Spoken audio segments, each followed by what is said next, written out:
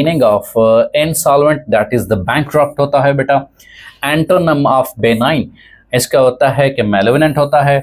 और I do not mind driving if you are retired, I do not mind driving आएगा बेटा, इसका सही जवाब है।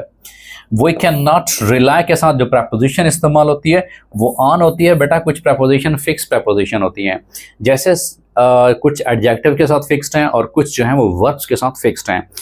फॉर एग्जांपल एक्ट के साथ अपॉन इस्तेमाल करते हैं बेटा, एक्ट अपॉन इस्तेमाल करते हैं।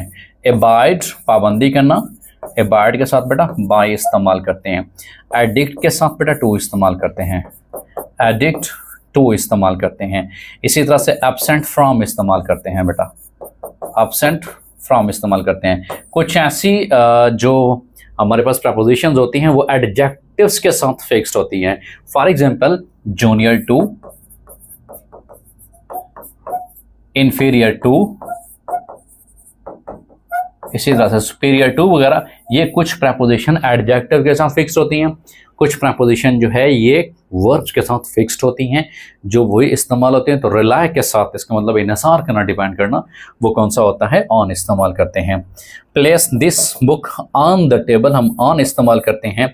और याद रखिएगा ऑन हम वहाँ पे इस्तेमाल करते हैं जब एक चीज़ दूसरी चीज़ की सतह को बिल्कुल ऐसे टच कर रही हो। Like the marker is on my hand because the marker is clearly touching the surface of my hand, that's why हम जो प्रपोजिशंस के इंग्लिश रूल के मुताबिक हम ऑन इस्तेमाल करते हैं।